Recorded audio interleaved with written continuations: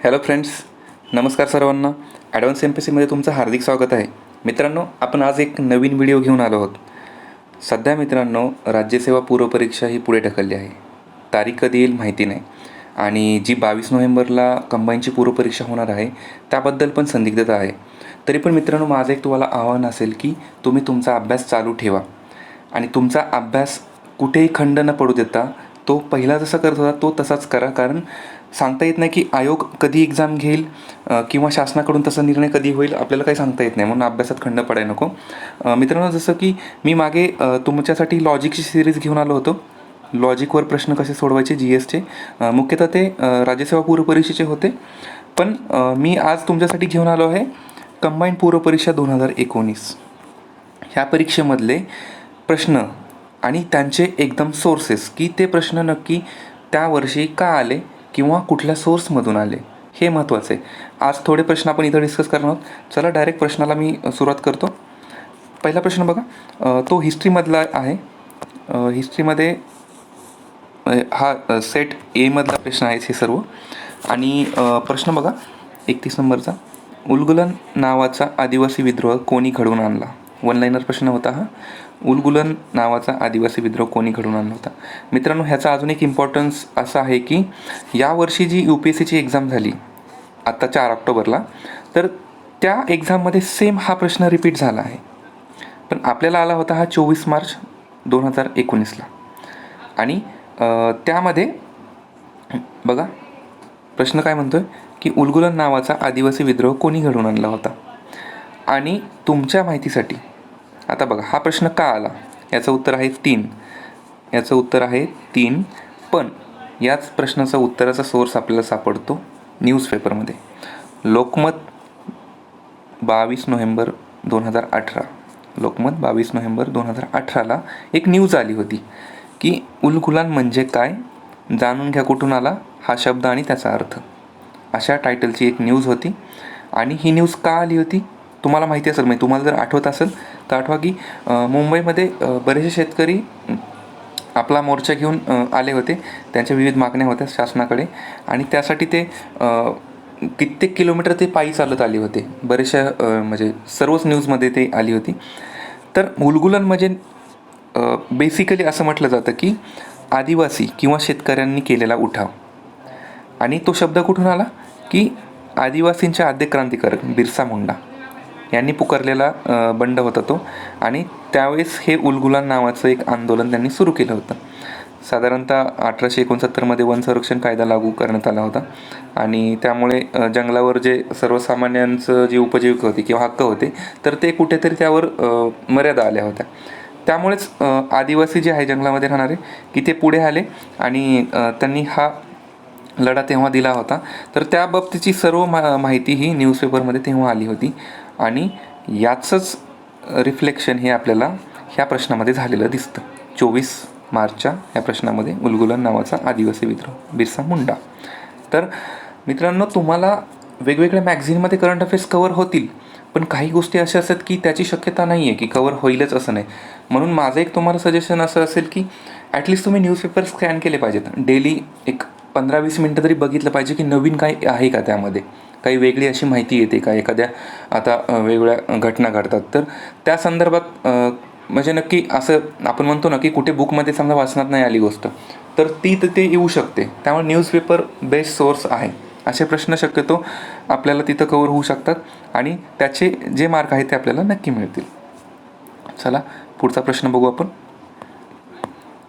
पुढचा प्रश्न प्रथमदर्शी तुम्हाला पाहिल्यावर सोपा वाटेल आणि बहुतांश आपले विद्यार्थी मित्र त्यांचा अभ्यास आहे तर त्यांना तो सोपा वाटेल. जोड्या लावाचा प्रश्न आहे. आणि जोड्या लावाच्या या प्रश्नामध्ये आपले वेगवेगळे समाजसुधारक दिलेत आणि त्यांची गावे दिलेत, म्हणजे त्यांचं जन्मस्थान वगैरे. तर हा प्रश्न बहुतांश जणांना जमेल, पण ह्याचा मी सोर्स सांगणार आहे हा प्रश्न आला कुठून नक्की.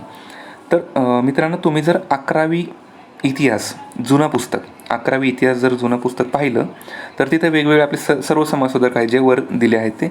आणि त्यांच्याबद्दल थोडीशी माहिती दिली आहे, म्हणजे त्यांच्या पूर्ण त्यांच्या लाईफबद्दल किंवा त्यांनी जे कार्य केले वेगवेगळे त्यात. तर इथे गोपाळ गणेश आगरकर यांचे आपण बघू शकतो आणि त्यांचा जन्म कराडजवळील टेंभू येथे झाला. ॲक्च्युली इथं प्रिंट मिस्टेक आहे, टेंभू आहे ते. टेंभू येथे झाला. आणि मग इतर गोष्टी त्यांनी जे कार्य केले त्याबद्दल, त्यांचं शिक्षण कुठे झालं वगैरे ह्या गोष्टी. तर महत्त्वाचं काय की आपल्याला इथे एक बीट सापडली आणि ती 11वीच्या जुन्या पुस्तकात, 11वीचं इतिहासाचं जुनं पुस्तक, त्यामध्ये आपल्याला मिळालं. तर बघा, गोपाळ गणेश आगरकर, टेंभू येथे जन्म. आणि आता आपण जोड्या सोडवू.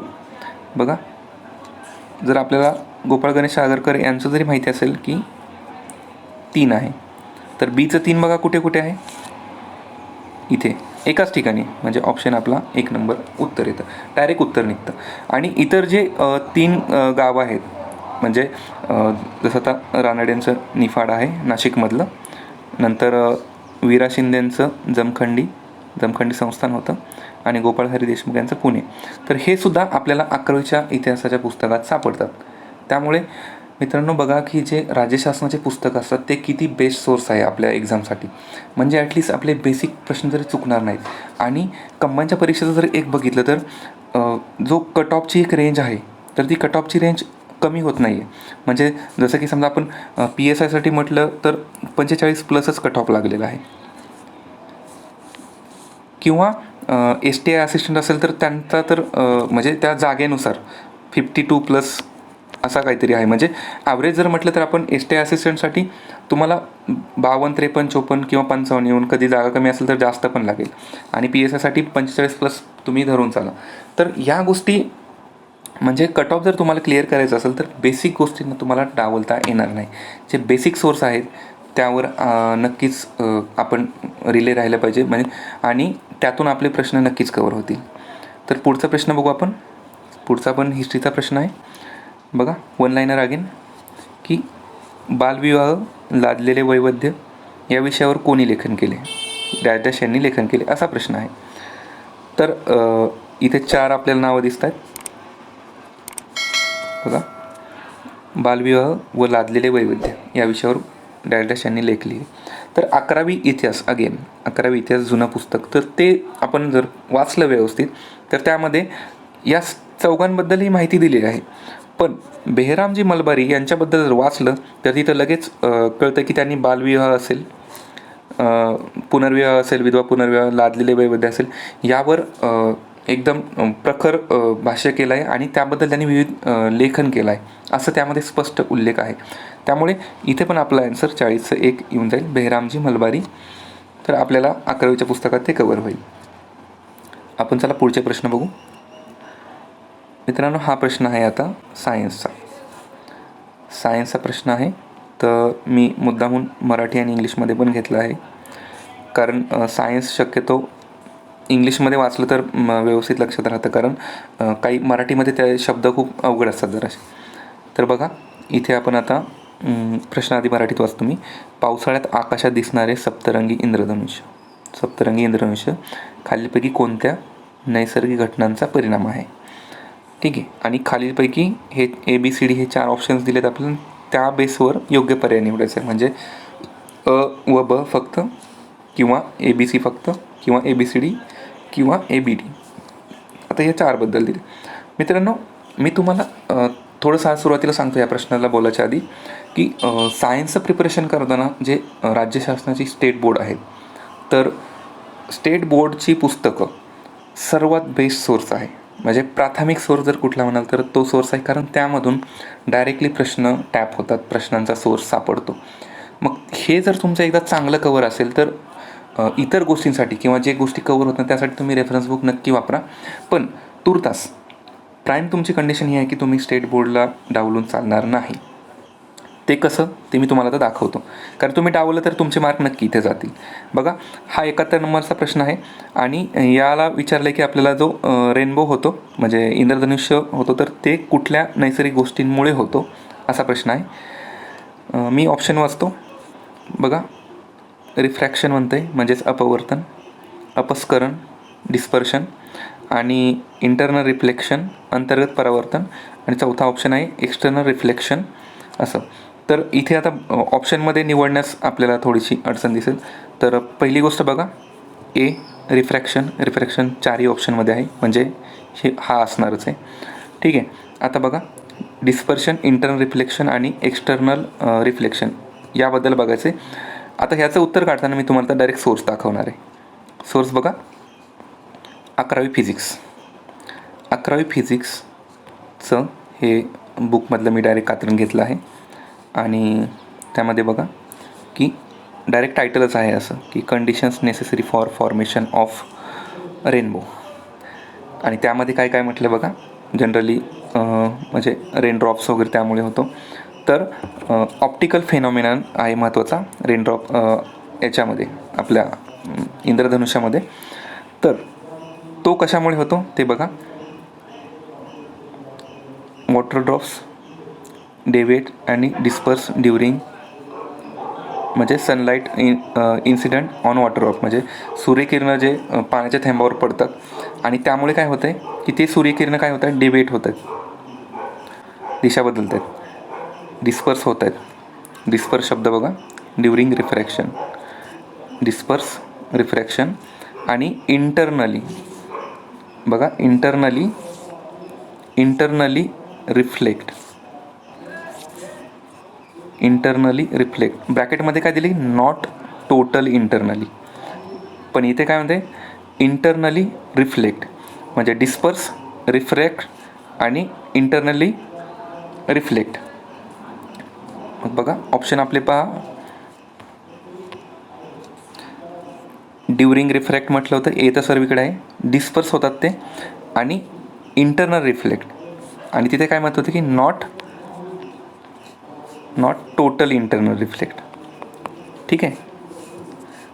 त्यामुळे अ, ब आणि क, कारण एक्सटर्नल रिफ्लेक्शनबद्दल काहीच म्हटलेलं नाही तिथे, एक्सटर्नल रिफ्लेक्शनबद्दल काही नाही. त्यामुळे डी ऑप्शन येणार नाही, डी ऑप्शन गेला, इथे डी ऑप्शन गेला, म्हणजे उत्तर येतं 2.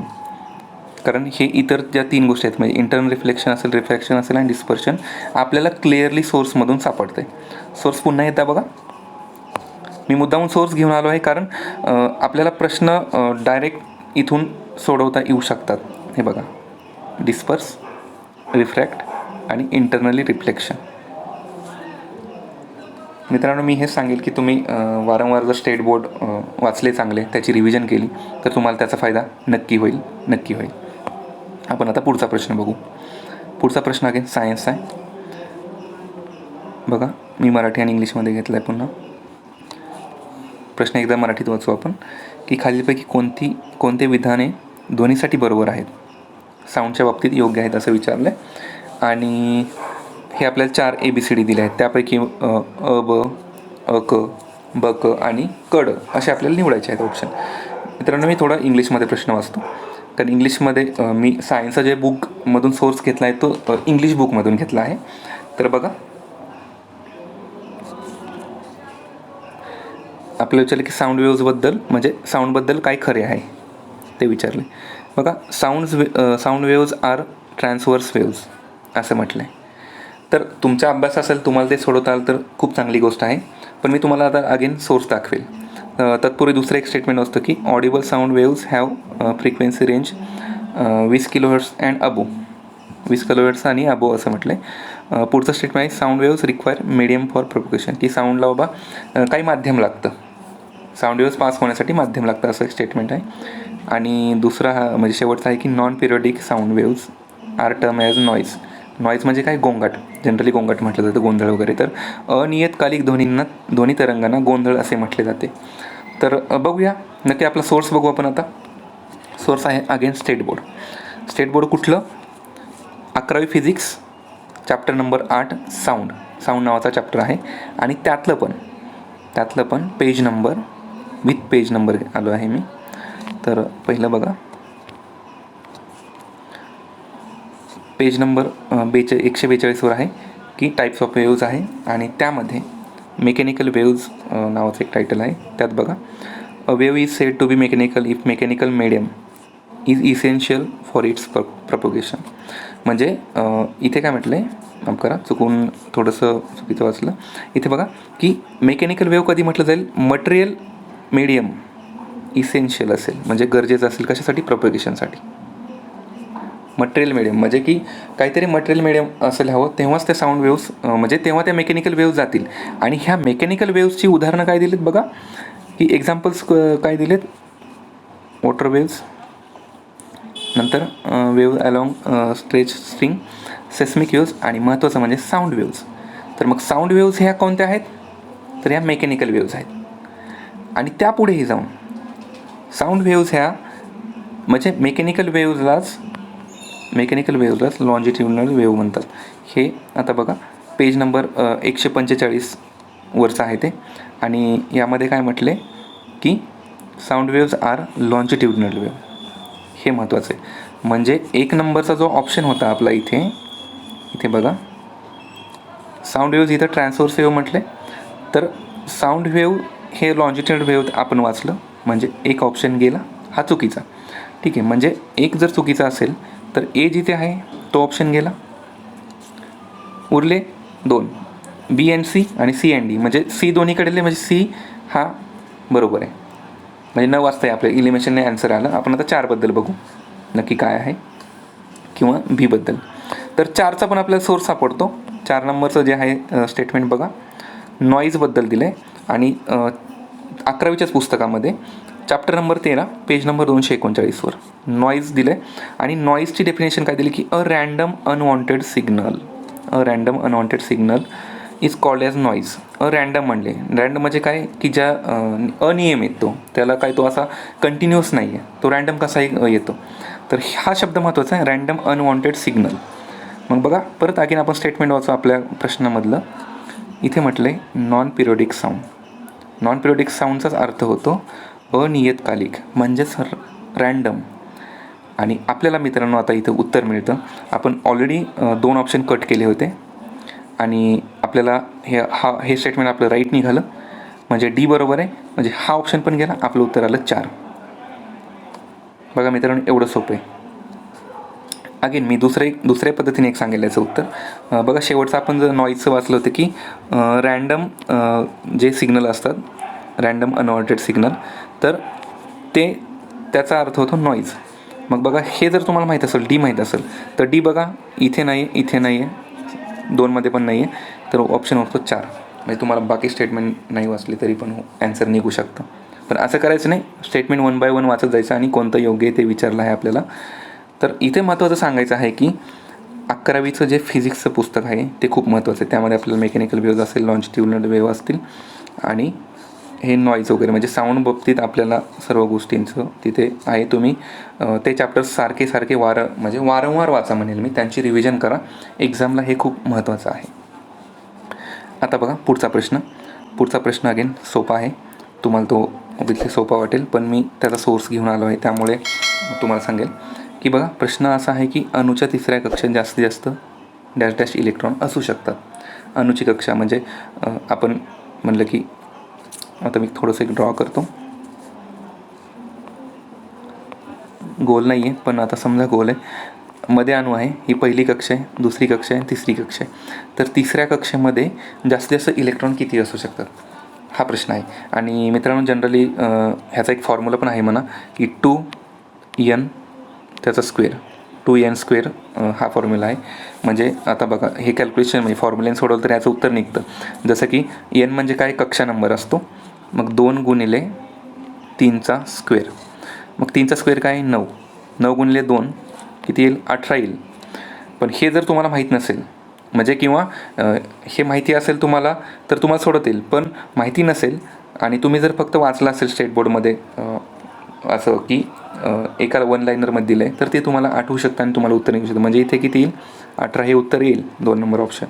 पण याचा स्टेट बोर्डमध्ये रेफरन्स येतो. आणि कोणत्या स्टेट बोर्डमध्ये येतो, 10वी science part 1 page number 29. Page number 29 काय दिलं आहे बघा.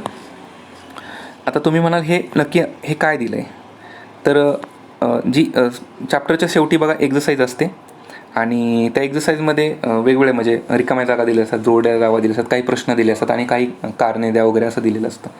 तर तिथे मला सापडलं की कारणे द्या म्हणून असे 4 वेगवेगळे 5 प्रश्न येतात ॲक्च्युली. तर त्यामध्ये वेगवेगळ्या ह्यांची कारणे द्या असं म्हटलं. तर इथे हे 5 नंबरचं असं सापडलं की third period contains only 8 elements even though the electron capacity of third shell is 18. म्हणजे थर्ड शेल जी आहे 3 नंबरची, ही 3 नंबरची, तर त्याची कॅपॅसिटी किती आहे? 18 इलेक्ट्रॉनची आहे. तर ह्याच्याबद्दल कारण द्या असा प्रश्न आहे, पण आपल्याला मेन फॅक्ट मिळते हे महत्त्वाचं आहे. त्यामुळे चॅप्टरचा प्रत्येक म्हणजे एखाद्या चॅप्टरचं प्रत्येक पेज, प्रत्येक पॉईंट, प्रत्येक बॉक्स हा महत्त्वाचा आहे. त्यावर फोकस करा. शेवटी एक्झरसाईजमध्ये काही काही पॉईंट्स असे दिले असतात की ते कधी कधी चॅप्टरमध्ये पण नसतं, पण ते महत्त्वाचे असतात. त्यावर कधी कधी प्रश्न येतात. त्याचाच हा भाग आहे. बघा, त्याची कॅपॅसिटी सांगली, इलेक्ट्रॉनची कॅपॅसिटी आहे थर्ड शेलमधली 18ची. आणि आपला डायरेक्ट प्रश्न काय म्हणतो आहे की अणूच्या तिसऱ्या कक्षेत जास्तीत जास्त मॅक्सिमम आणि कॅपॅसिटीच म्हणजे काय असतं की एखाद्या गोष्टीमध्ये मॅक्सिमम काय सामावू शकतं किंवा किती सामावू शकतं, त्याचं उत्तर येतं 18 इलेक्ट्रॉन्स असू शकतात. तर हे झालं 10वीच्या सायन्समधलं. आता मी पुढचा प्रश्न घेऊन आलो आहे. हा फायलमवरती बेस आहे आणि प्रथमदर्शी बघितलं तर प्रश्न तुम्हाला अवघड वाटू शकतो. की कारण अवघड का वाटू शकतो तर बरेचसे रिपिटेशन दिसते म्हणजे ऑप्शन्स, जसं की फ्लॅटवॉर्म्स 4 ऑप्शनमध्ये आहे, ट्रिप्लोब्लास्टिक 3 ऑप्शनमध्ये आहे आणि ॲसिलोमेट प्राणी म्हणजे हे परत अगेन 2 ऑप्शनमध्ये दिसते. की नक्की मग उत्तर काय? तर याचं उत्तर डायरेक्ट आपल्या स्टेट बोर्डमध्ये आणि स्टेट बोर्डमधून आयोगाने डायरेक्ट प्रश्न उचलला आहे. तो कसा उचलला आहे ते बघा. आता पहिला प्रश्न एकदा वाचून घ्या व्यवस्थित, की खालीलपैकी म्हणजे प्लेटीहेल्मिंथसचे अशा प्रकारे सर्वोत्तम म्हणून वर्णन केले आहे. म्हणजे प्लेटीहेल्मिंथसचे वाचता पण येणं एवढं अवघड आहे की बेस्ट डिस्क्रिप्शन काय आहे, खालीलपैकी कोणतं आहे डिस्क्रिप्शन. तर ते डिस्क्रिप्शन आपल्याला वाचता क्षणी अवघड वाटू शकतं, पण हेच जर तुम्ही बुकमध्ये वाचलं असेल. आता बुक कोणतं? 11वी बायोलॉजी, चॅप्टर 4, पेज नंबर 31. तुम्ही बघू शकता पेज नंबर 31. मी हे जे सायन्सचे बुक्स जनरली सांगतो ते आता जे लेटेस्ट बुक आहेत त्यामधला हा सोर्स आहे. तर 11वी बायोलॉजी, चॅप्टर 4, पेज नंबर 31. तर बघा, इथे फायलम, इथे कोणता? फायलम प्लेटीहेल्मिंथस त्याबद्दल दिलं आहे. आणि त्यामध्ये कोण कोण येतं हे दिलं की जनरली मग प्लॅनेरिया आहे, टेनिया आहे, टेपवर्म म्हणतात त्यालाच. आणि महत्त्वाचं म्हणजे body of this animals is dorsoventrally flatten, hence are called as flatworms. बघा, आपल्याला वरती ऑप्शनमध्ये होतं फ्लॅटवर्म्स होतं option. Animals are acoelomate, acoelomate. आणि नंतर काय? ट्रिप्लोब्लास्टिक, एसिओलोमेट आणि फ्लॅटवर्म्स. मग हे 3 ऑप्शन कुठे आहेत बघा.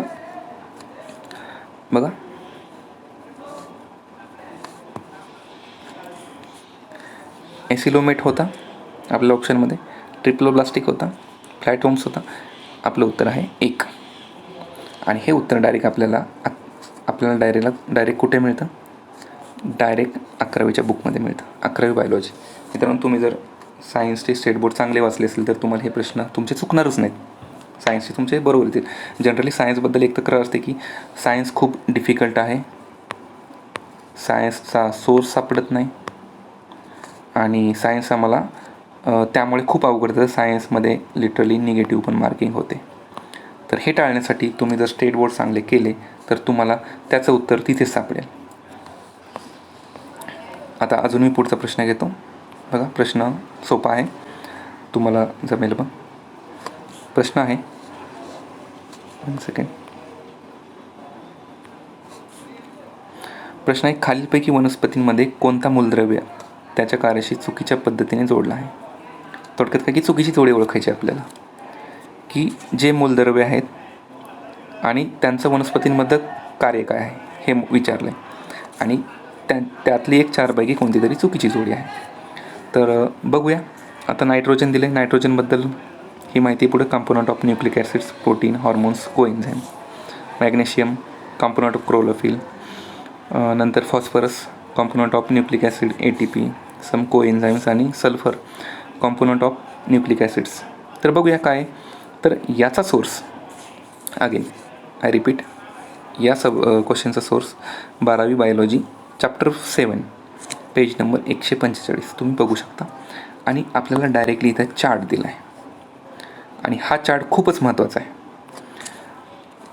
जनरली मित्रांनो की बुकमधले चार्ट्स असतील, टेबल्स असतील, काही डायग्राम्स असतील, खूप इम्पॉर्टंट आहेत. तसं इथं बघा, आता नायट्रोजन दिलं आहे. नायट्रोजनचं काम काय की constituent of proteins, nucleic acids, vitamins, hormones, coenzymes, ATP, chlorophyll. हे लक्षात घ्या. नायट्रोजनचं काम काय, फंक्शन्स काय. आता इथं टायटलच असं दिले की role of mineral elements in plants, म्हणजे वनस्पतींमध्ये या मिनरल्सचं काय काम आहे, फंक्शन्स काय आहे. नायट्रोजनचं बघा काय, प्रोटीनचा कॉन्स्टिट्युएंट आहे तो, न्यूक्लिक ॲसिड आहे, विटॅमिन्स, हॉर्मोन्स, कोएन्झाईम्स. तर मग नायट्रोजनचं आपण चेक करू वरती लगेच. बघा नायट्रोजन काय म्हणलं आहे, न्यूक्लिक ॲसिड आहे, प्रोटीन दिलं होतं, हॉर्मोन्स आहे, म्हणजे 1 नंबरचा ऑप्शन आपला हा राईट आहे. म्हणजे ही जोडी चुकीची नाही आहे. ठीक आहे. आता आपण मॅग्नेशियम बघू. मॅग्नेशियमबद्दल काय दिलं आहे, कंपोनंट क्लोरोफिल. आपण चेक करू मॅग्नेशियमबद्दल. बघा मॅग्नेशियम आहे, मॅग्नेशियम दिले. तर मॅग्नेशियम काय, कॉन्स्टिट्युएंट ऑफ क्लोरोफिल. इथं डायरेक्टली आपल्याला दिलं आहे कॉन्स्टिट्युएंट ऑफ क्लोरोफिल. म्हणजे मॅग्नेशियमची जोडी पण चुकीची नाही आहे. म्हणजे 1 नंबर 2 नंबर हे चुकीचे नाहीत. आता आपण 3 नंबर चेक करू, फॉस्फरस. फॉस्फरसमध्ये बघा आपण त्यांचं फंक्शन बघू काय की component of nucleic acid, ATP आणि सम कोएन्झाईम्स. तर बघा फॉस्फरस इथे म्हणजे बघा आता फॉस्फरस काम काय, constituent of cell membrane, certain protein, all nucleic acids. Nucleic acid सापडले आपल्या, न्यूक्लियोटाइड्स आहे, required for all phosphorylation reactions. ठीक आहे. आता बघा महत्त्वाचं काय आपल्याला सापडलं इथे की ऑल न्यूक्लिक ॲसिड्स आणि न्यूक्लियोटाइड्स जे गरजेचे असतात ते. बघा आणि फॉस्फरसचं जोडीमध्ये काय दिलं आहे आपल्याला की components of nucleic acid, ATP आणि सम कोएन्झाईम. आता बघा काही गोष्टी तिथं मिळणार आहेत आपल्याला, ते मे बी इतर सोर्समधून घेतले असतील, पण आपल्याला इलिमिनेशनसाठी पॉईंट सापडला हे महत्त्वाचं आहे. त्यामुळे फॉस्फरसची जोडी सापडली न्यूक्लिक ॲसिड, म्हणजे 1 बरोबर, 2 बरोबर, 3 बरोबर. म्हणजे चुकीचं कोणतं असू शकतं, 4. पण 4 चुकीचं आहे हे आता आपल्याला, म्हणजे इलिमिनेशन तुम्ही केलं तर हे बरोबर येईलच, म्हणजे की 4 नंबर चुकीचं आहे, आपल्याला चुकीची पेर विचारली. ठीक आहे. पण आपण आता सल्फरचं नक्की क्रॉस चेक करू की नक्की काय आहे दिलेलं, की कोणतं चुकीचं आहे. तर सल्फरचं बघा इथे सल्फर मिळालं. तर सल्फरचं काय दिलं की constituent of certain proteins, vitamins and pyridoxine. बघा प्रोटीन, विटॅमिन्स अँड पेरिडॉक्झिन म्हणजे थायमिन, बायोटिन, COA. तर महत्त्वाचं काय, प्रोटीन्स, विटॅमिन्स वगैरे ह्या गोष्टीत. आणि सल्फरला वर आपल्या जोडीमध्ये देताना काय दिलं आहे, कंपोनंट ऑफ न्यूक्लिक ॲसिड. त्यामुळे हा क्लिअरली ऑप्शन ही चुकीची जोडी लागलेली आहे. आपल्याला उत्तर मिळतं डायरेक्ट 12वीच्या बायोलॉजीमधून. एवढं सोपं आहे मित्रांनो. तर तुम्हाला हे चार्ट्स व्यवस्थित माहिती असतील, कुठल्या मूलद्रव्यांचं काय फंक्शन आहे वनस्पतीमध्ये, ॲटलिस्ट महत्त्वाचे जरी केले आणि तुम्ही हे जर चार्ट्स सारखे वाचले, रिव्हिजन्स केले, याच्या शॉर्ट नोट्स काढल्या, तर तुम्हाला खूप फायद्याचं होईल. तुमचे प्रश्न डायरेक्टली सुटतील. त्यामुळे इतर कुठे संभ्रमात न पडता तुम्ही वारंवार स्टेट बोर्ड करा. मी तुम्हाला वारंवार सांगेल की स्टेट बोर्ड, कारण तुम्हाला इथे मी उदाहरण देतो आहे डायरेक्टली, सोर्स कुठून आहे, प्रश्नांचा सोर्स कुठून आहे ह्याचं उदाहरणच देतो आहे. त्यामुळे हे असे टेबल्स 100% करायचेच. चला आपण पुढच्या प्रश्नाला जाऊ. आता पुढचा प्रश्न आहे बघा,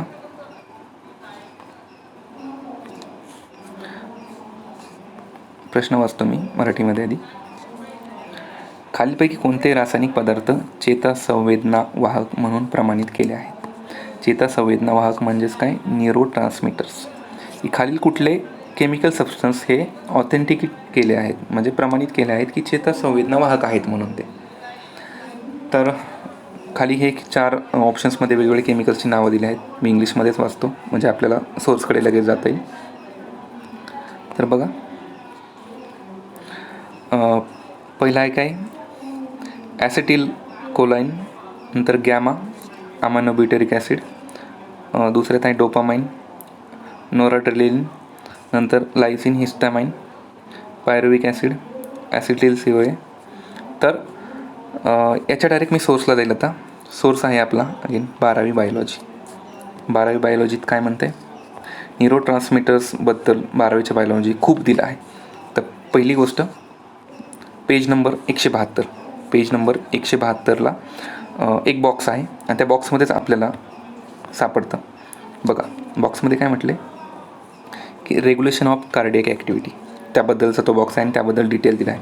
तर ही वरची डिटेल मी वाचत बसत नाही, तुम्हाला डायरेक्टली पॉईंटला येतो की इथे काय म्हटलं की parasympathetic system with acetyl choline as a neurotransmitter reduces rate of heartbeat. म्हणजे हे कार्डियक ॲक्टिव्हिटीबद्दल हा टेबल आहे आणि त्याच्यात आपल्याला मिळाले की parasympathetic system with acetyl choline as a neurotransmitter reduces rate of heartbeat. म्हणजे हा जो घटक आहे तो न्यूरोट्रान्समीटर म्हणून काम करतो. ठीक आहे. आता त्याला जोडूनच एक पुढचा पॉईंट बघा, हा आपण इथे वाचला होता की 172 नंबर पेजला. त्यानंतर 218 नंबर पेज नंबरला चॅप्टरच्या शेवटी एक एक्झरसाईज दिली आणि त्यामध्ये रिकाम्या जागांचेच प्रश्न दिलेत. तर त्यातला जो 2 नंबरचा प्रश्न आहे त्यात दिले की dash dash is a neurotransmitter. आणि हा जो चॅप्टर असेल पर्टिक्युलर याच्यामध्ये क्लिअरली जर वाचलं तर त्यामध्ये आपल्याला मिळतं की ॲसिटिल कोलाइन हा न्यूरोट्रान्समीटर आहे. म्हणजे आपल्याला 2 ठिकाणी मिळालं, इथे एक ॲसिटिल कोलाइन आणि इथे एक मिळालं. म्हणजे आपल्याला बघा आपल्या ऑप्शन्समध्ये आहे म्हणून आपण ऑप्शन एलिमिनेट करू शकतो.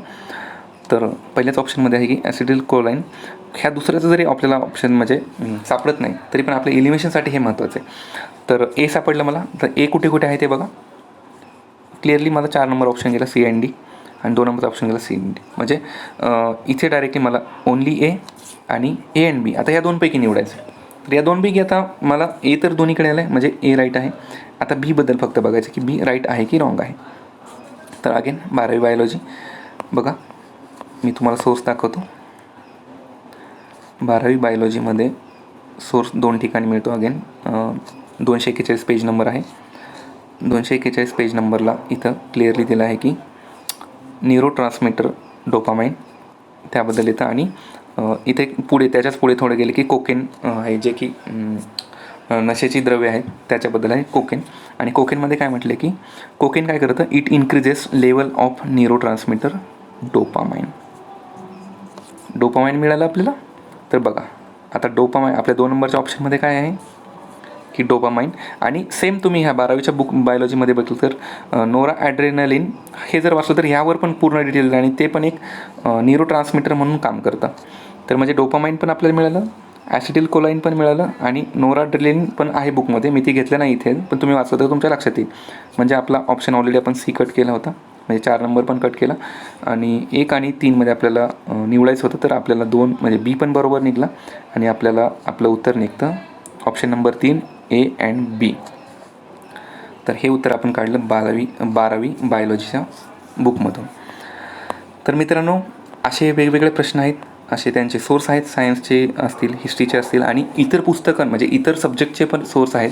ते फक्त म्हणजे सध्या ह्या व्हिडिओमध्ये घेतल्यानंतर पुढच्या व्हिडिओमध्ये आपण नक्की ते घेणार आहोत. आणि ते सोर्स कसे घ्यायचे किंवा अजून तुमच्या अपेक्षा काय आहेत. कारण 22 नोव्हेंबरला एक्झाम आत्ता तरी सांगू शकत नाही की होईल की नाही, पण तुम्ही 22 नोव्हेंबरलाच एक्झाम आहे असं चालून म्हणजे असं कन्सिडर करूनच एक्झाम द्या. कारण कंबाईन 2019ची जर एक्झाम बघितली तर त्याचे सोर्स हे आपल्याला डायरेक्टली स्टेट बोर्डच्या पुस्तकांमधून सापडतात. त्यामुळे तुम्ही स्टेट बोर्डच्या पुस्तकावर जास्त भर दिला पाहिजे, त्याची जास्त रिव्हिजन केली पाहिजे. आणि ह्या तारखेसाठी अजून काही गोष्टी करायच्या आहेत हे तुम्ही मला नक्की कमेंट बॉक्समध्ये सांगा. तुमच्या काही अपेक्षा आहेत आमच्याकडून किंवा तुम्हाला कुठल्या गोष्टी अवघड जातात की त्यावर आपण काम केलं पाहिजे किंवा त्याबद्दल डिस्कस केलं पाहिजे. तुमच्या प्रश्नावर आपण सोल्युशन नक्की काढू. तर तुम्ही त्यामुळे आमच्या ॲडव्हान्स MPSCच्या यूट्यूब चॅनलला विजिट करा नेहमी. तुम्ही जर आतापर्यंत चॅनलला सबस्क्राईब नसेल केलं तर सबस्क्राईब करा. रेग्युलर तुम्हाला अपडेट्स हवे असेल तर बेल आयकॉनचं बटन दाबा आणि तुमच्या मित्रांमध्ये हा चॅनल शेअर करा. तसंच मित्रांनो मी एक ॲडिशनल गोष्ट सांगतो तुम्हाला. इथे मागच्या व्हिडिओमध्ये पण सांगितलं की आमचा म्हणजे टीमचा पूर्णतः टेलिग्राम चॅनल आहे आणि टेलिग्राम चॅनलवर मुख्य चॅनल ॲडव्हान्स MPSC नावाने आहे. आणि इतरही सब्जेक्ट वाईज तुम्हाला जर प्रिपरेशन करायचं असेल, महत्त्वाचं म्हणजे आपल्या चॅनलचं एकच वैशिष्ट्य आहे की आपण MCQची प्रॅक्टिस करतो. तिथं क्वालिटी MCQज आयोगाच्या बेसवर, आयोगाच्या धर्तीवर तेवढ्याच डिफिकल्टी लेवलचे तेवढेच क्वालिटी प्रश्न आपण तिथे रोज टाकत असतो आणि वेगवेगळ्या सब्जेक्टचे प्रत्येक सब्जेक्ट जो GS आहे त्यावर आपण प्रश्न तिथे टाकत असतो. त्या प्रश्नांची तुम्ही नक्की प्रॅक्टिस करू शकता. तुम्ही चॅनलला व्हिजिट करा. तुमच्या काही अजून डाऊट्स असतील, तुम्हाला काही शंका असेल किंवा तुम्हाला अजून नवीन काही गोष्टींवर लेक्चर्स पाहिजे असतील तर तुम्ही आम्हाला नक्की सजेशन्स द्या. तुर्तास मी आपली रजा घेतो. Thank you very much.